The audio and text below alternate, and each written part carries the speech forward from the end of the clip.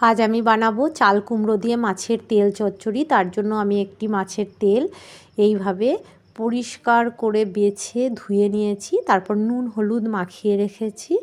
এবারে আর নিয়েছি কিছুটা চাল কুমড়ো, এখানে ঝুরি করে কেটে নিয়েছি, আর দুটি মিডিয়াম সাইজের পেঁয়াজ কুচি করে নিয়েছি। কড়াইয়ে তেল দিয়ে তেল গরম হয়ে গেছে।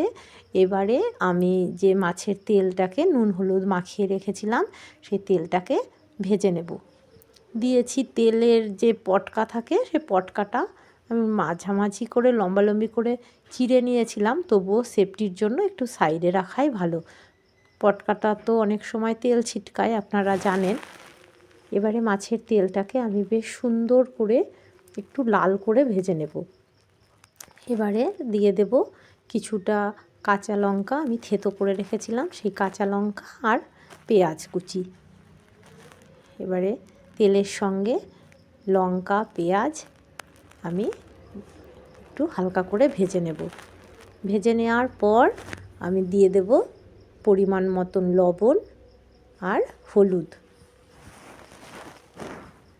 নুন হলুদ দিয়ে আবারও একটু নাড়াচাড়া করে আমি দিয়ে দেব যে চাল কুমড়োটা কুচি করে রেখেছিলাম সেই চাল কুমড়োটা।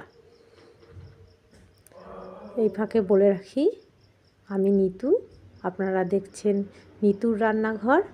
আমার এই রেসিপি আপনাদের কেমন লাগছে আমাকে অবশ্যই কমেন্টে জানাবেন।